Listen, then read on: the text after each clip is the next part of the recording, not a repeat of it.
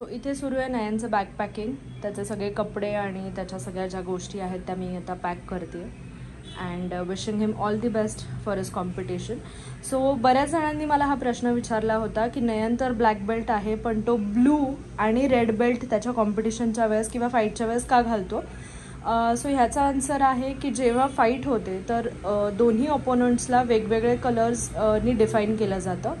Blue stands for Ao and red stands for Aka, if I am right. Yes, I am right. So जेव्हा तो आका म्हणून त्याला define केलं जातं तेव्हा त्याला रेड कलरचा बेल्ट विथ रेड कलरचे ग्लोव्ज आणि बाकीचं त्याचे जे इक्विपमेंट्स सेफ्टी इक्विपमेंट्स आहेत ते सगळे रेड कलरचे घालायचे असतात. जेव्हा त्याला आव म्हणून डिफाईन केलं जातं तेव्हा त्याला ब्लू कलरचे सगळे इक्विपमेंट्स घालायचे असतात विथ ब्लू बेल्ट. जरी तो ब्लॅक बेल्ट असेल तरी ड्युरिंग फाईट त्याला ब्लू आणि रेड असंच डिफाईन केलं जातं ॲज आका अँड आव. म्हणून तो ब्लॅक बेल्ट असला तरी हे दोन्ही बेल्ट्स त्यांना फाईटच्या वेळेस कंपल्सरी घालावे लागतात.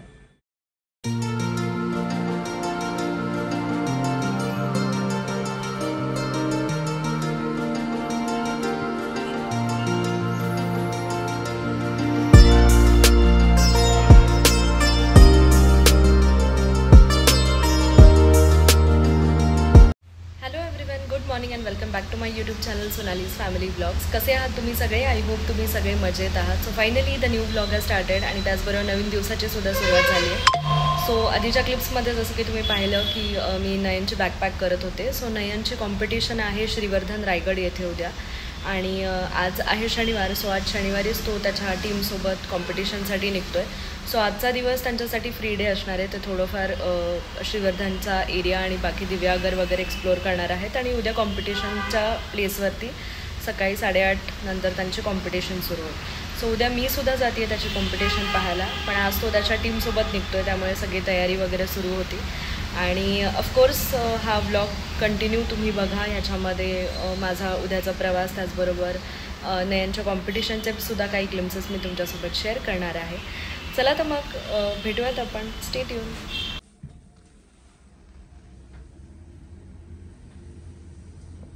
Hello everyone, good morning. So finally नवीन दिवसाची मस्त सुरुवात झाली आणि आता आम्ही निघतो आहे श्रीवर्धनला जाण्यासाठी.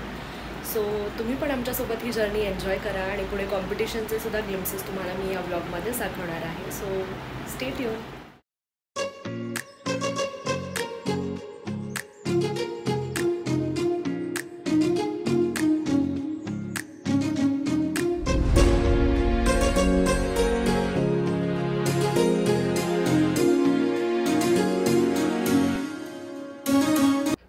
सो फायनली छान आणि एकदम सुंदर तामिनी घाटातून प्रवास झाला आणि आम्ही पोचलो कॉम्पिटिशन व्हेन्यूला. सो कुलकर्णी हॉल जे श्रीवर्धनमध्ये बसस्टँडच्या अगदी जवळच आहे तिथे कॉम्पिटिशन सुरू होती आणि तुम्ही समोर पाहताय नयनची कॉम्पिटिशन सुरू आहे. सो जसं मी तुम्हाला मगाशी सांगितलं होतं, आका आणि आओ असे दोन अपोनंट्सला नावं दिली जातात आणि त्यांना त्याप्रमाणे डिफाईन केलं जातं. सो आका जो आहे तर त्यांनी रेड ग्लोव्ज आणि रेड बेल्ट किंवा जे काही सेफ्टी इक्विपमेंट्स आहेत फाईटच्या वेळेस ते पूर्ण जे आहेत ते रेड कलरमध्ये घालायचे असतात. वेरॅज जे आओ अपोनंट आहे त्याने पूर्ण ब्लू इक्विपमेंट्स घालायचे असतात विथ ब्लू बेल्ट. आता आय थिंक तो जो ग्रीन बेल्ट आहे त्याच्याकडे कदाचित ब्लू बेल्ट नसेल, कॉर्नर बेल्ट बोलतात त्याला, तो नसेल म्हणून त्याने ग्रीन बेल्टच घातला आहे जो की त्याचा ओरिजिनल बेल्ट आहे जो आपल्याला बेल्ट ग्रेडेशन एक्झामनंतर मिळतो.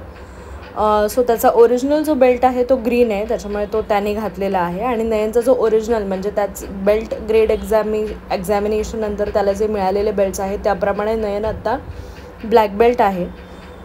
सो इथे मस्त त्याची फाईट सुरू होती नयनची आणि ॲक्च्युली नयन तिथे फाईट करत असतो पण मला त्याला असं बघून ॲक्च्युली मला असं वाटतं की माझी एक्झाम आहे किंवा माझीच कॉम्पिटिशन असल्यासारखं मला ते फिलिंग येतं. आणि आय एम शुअर की सगळ्याच पेरेंट्सला असं वाटत असेल जेव्हा आपली मुलं कोणत्या तरी स्पर्धेमध्ये सहभागी होतात किंवा ते जेव्हा त्यांची एक्झाम असते स्पेशली. सो हा पिरियड आपल्यासाठी सुद्धा खूप क्रुशियल असतो. एक प्रकारे आपलीसुद्धा एक्झाम आहे असंच आपल्याला वाटत असतं आणि त्याचप्रमाणे आपले सगळे जे काही फिलिंग्ज आहेत ते तसेच येत असतात. सो सगळे पेरेंट्स नक्कीच मला रिलेट करू शकत असतील. सो तुम्ही समोर जे पाहताय नयनकडे किंवा त्याचा जो अपोनंट आहे त्याच्याकडे, तर दोघांनी प्रॉपर सेफ्टी गिअर्स घातलेले आहेत आणि त्याच्यानंतरच त्यांची फाईट लावली जाते. सो जेव्हा पण कोणती कॉम्पिटिशन असे किंवा त्यांच्या क्लासमध्ये सुद्धा जेव्हा प्रॅक्टिस सुरू असे तेव्हा हे मेक शुअर केलं जातं की त्यांनी त्यांचे सेफ्टी इक्विपमेंट्स घातलेत आणि मगच त्यांची फाईट लावली आहे for safety purpose. Chest guard घालणं, ग्लोव्ज घालणं, त्याच्यानंतर लेग पॅड्स वगैरे वापरणं हे खूप इम्पॉर्टंट आहे ड्युरिंग कराटे फाईट. इथे खूप सारे आपल्याला फिजिकल इंजुरीज होण्याचे चान्सेस असतात, त्यामुळे हे सगळे सेफ्टी इक्विपमेंट्स घालणं खूप इम्पॉर्टंट आहे आणि त्याच प्रकारे सगळे प्रिकॉशन्स घेऊन मगच फाईट केली जाते.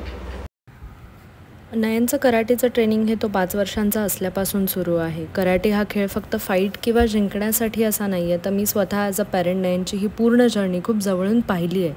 फक्त तुमची फिजिकल स्ट्रेंथच वाढते असं नाही आहे. कराटेमुळे मी नयनमध्ये खूप चेंजेस पाहिलेत. त्याच्यामध्ये हट्टीपणा, जो स्वभावातलं त्याचं ॲग्रेशन होतं, जे फेलियर पचवून घेण्याची त्याची क्षमता जी आहे आणि ओव्हरऑल त्याचा जो माइंडसेट डेव्हलप झाला आहे over a period of certain years, या सगळ्या गोष्टी मी खूप जवळून त्याच्या पाहिल्या आहेत, मी ऑब्झर्व केलेल्या आहेत आणि नक्कीच त्याच्यामध्ये खूप पॉझिटिव्ह चेंजेस आले आहेत त्याच्या ओव्हरऑल पर्सनॅलिटी डेव्हलपमेंटमध्ये. सो स्पेशली मुलींसाठी तर मला वाटतं की सेल्फ डिफेन्स कराटे यासारखे खेळ त्यांना आलेच पाहिजेत. आजकाल आपल्या अवतीभोवती आपण ज्या गोष्टी पाहतोय मुलींच्या बाबतीत घडणाऱ्या, अशावेळी त्या मुलींना स्वबळावर या गोष्टींना सामोरं जाण्याचं सामर्थ्य फक्त अशाच स्पोर्ट्समुळे मिळू शकतं असं मला वाटतं. आणि त्यामुळे ॲज अ पॅरेंट प्रत्येकाने हा विचार करून मुलींना सेल्फ डिफेन्स कराटे, तायक्वोंदो, जे काही सेल्फ डिफेन्सचे किंवा मार्शल आर्ट्सचे जे काही स्पोर्ट्स आहेत त्याच्यामध्ये तुम्ही नक्कीच त्यांना एनरोल केलं पाहिजे असं मला वाटतं. सो आम्ही दोघे तरी ॲज अ पॅरेंट नयनचं पूर्ण करिअर कराटेमध्येच सेट करण्याचं स्वप्न पाहतो आहे. But of course in the and he choice नेहमी त्याची असेल. आम्हाला त्याच्या करिअरच्या बाबतीत कोणती गोष्ट फोर्सफुली त्याच्याकडून करून घ्यायची नाही आहे. जे काही त्याच्या डिसिजन्स असतील, त्याची इच्छा असेल, त्याचप्रमाणे ते सगळं होईल आणि आमचा त्याला पूर्ण पाठिंबा असेलच.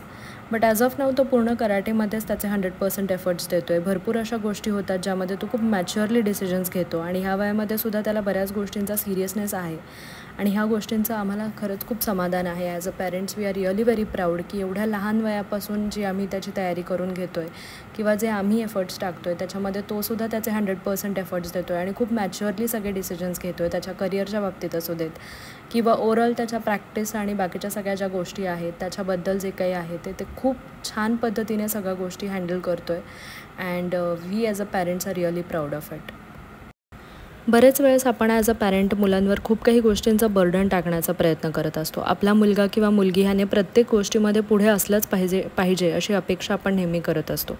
वरच मला असं वाटतं की त्यांचे जे ग्रोईंग इयर्स आहेत यात ते स्वतःचे इंटरेस्ट डेव्हलप करत असतात. ही जी इनिशियल वर्ष आहेत त्यात त्यांना एक्सपेरिमेंट्स करून स्वतःचा इंटरेस्ट कशात आहे हे पाहणं जास्त इम्पॉर्टंट आहे आणि ह्याच वर्ष जी आहेत त्यांची ती ओव्हरऑल जी ग्रोथ आणि डेव्हलपमेंट होणार आहे ही त्यांच्यावरतीच अवलंबून असणार आहे. सो प्लीज मेक शुअर की जेव्हा पण तुम्ही तुमच्या मुलांवरती कोणतंही बर्डन टाकताय, मग ते अभ्यासाचं असू दे, स्पोर्ट्सचं असू दे किंवा इतर काही गोष्टींचं असू दे, तर ते त्यांच्या वयाप्रमाणे आणि त्यांच्या सोयीनुसारच असावं. त्यात कोणतंही आपण जबरदस्ती न करता त्यांच्या कलाकलाने घेऊन जर आपण सगळ्या गोष्टी सॉर्ट आऊट करण्याचा प्रयत्न केला तर नक्कीच मुलंसुद्धा आपल्याला समजून घेऊ शकतील आणि आपण देखील ॲज अ पॅरेंट्स किंवा ॲज अ फ्रेंड्स रादर त्यांना जास्त समजून घेऊ शकतो. सो समोर तुम्ही पाहताय नयन किती छान पद्धतीने प्रत्येक फाईट खूप ग्रेसफुली एंड करतो आहे आणि त्याच्या ज्या काही नवीन टेक्निक्स त्याला शिकवल्या गेलेल्या आहेत ड्युरिंग प्रॅक्टिस त्या सगळ्यांचा उपयोग करून त्या फाईट एंड करतो आहे. तर खूप छान वाटतं आहे की तो नवीन टेक्निक्स वापरतो आहे आणि बघायला खरंच खूप छान वाटतं आहे की तो प्रत्येक फाईट खूप छान पद्धतीने जिंकतो आहे. सो आम्ही ॲज अ पॅरेंट किंवा नयनचे जे पण कोच आहेत ते आम्ही कधीही नयनवरती हे बर्डन टाकत नाही की त्यांनी कोणती कॉम्पिटिशन जिंकलीच पाहिजे, त्यांनी ट्रॉफी किंवा मेडल्स आणलेच पाहिजे अशी आमची कधीच अपेक्षा नसते.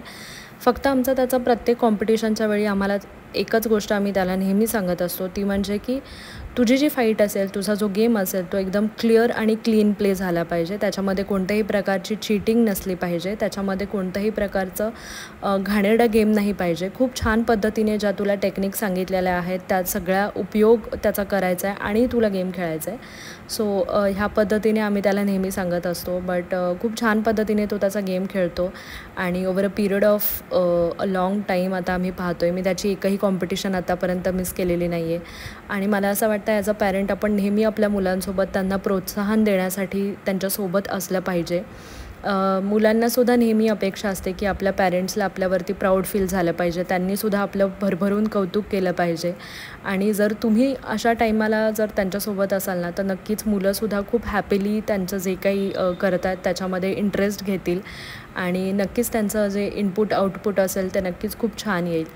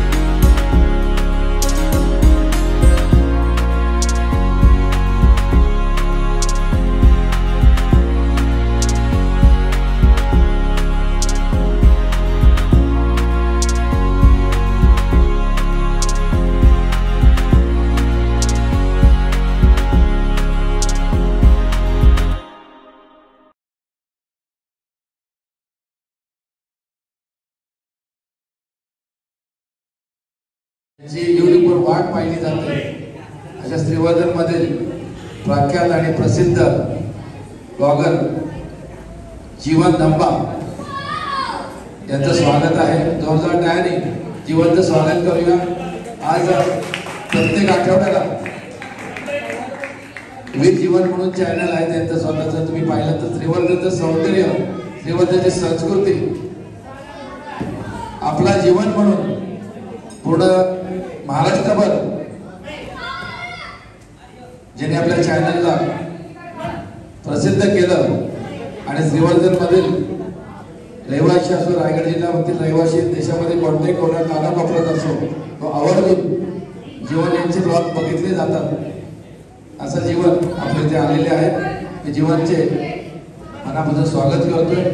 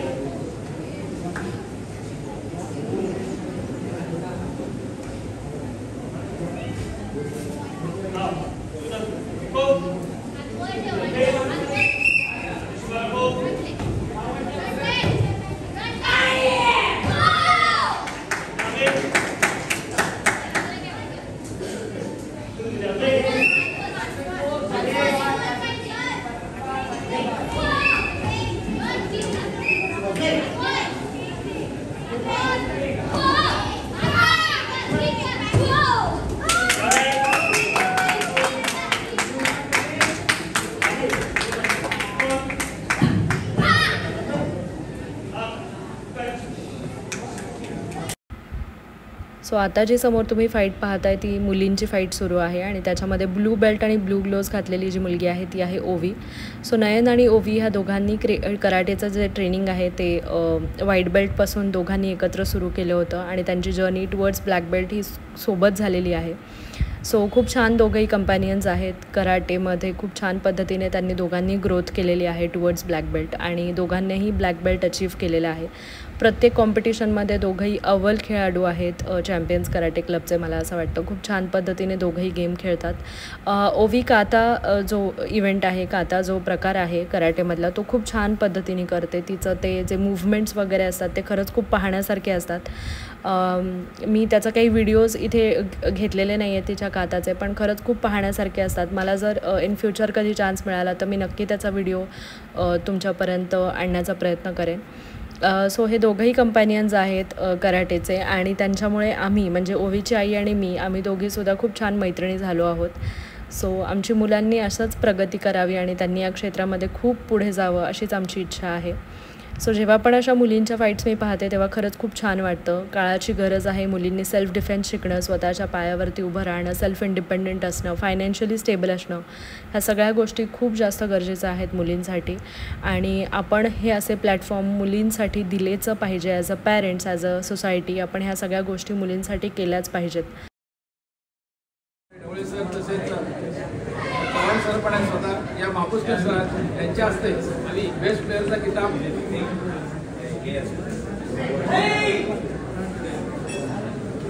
आपण पाहू शकाल.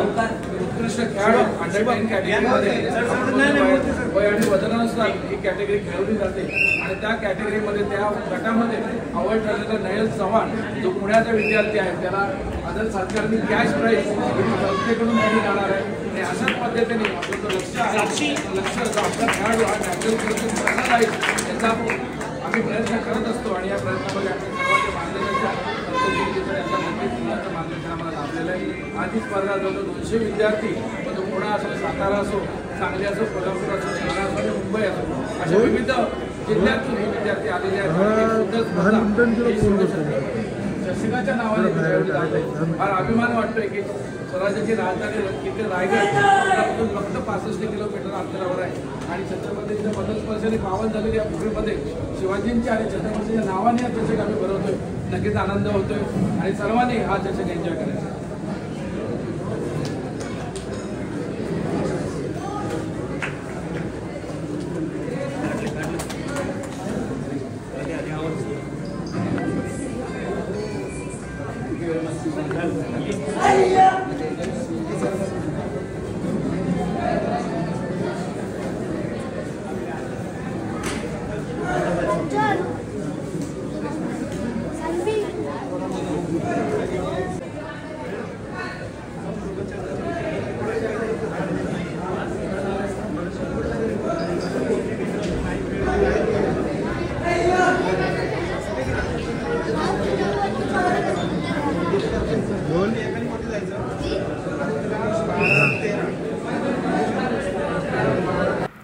सो आफ्टर द कॉम्पिटिशन आम्हाला थोडासा वेळ होता त्यामुळे मग आम्ही बीचवर जायचं ठरवलं आणि थोडासा टाईम स्पेंड केला आम्ही बीचवरती गेलो तेव्हा.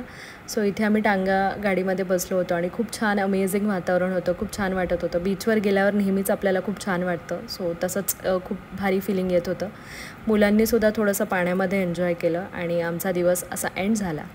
सो चला तर मग आय होप तुम्हाला आजचा ब्लॉग आवडला असेल. भेटूयात लवकरच आपण आपल्या नेक्स्ट ब्लॉगमध्ये. Till then bye, take care and always remember to love your family.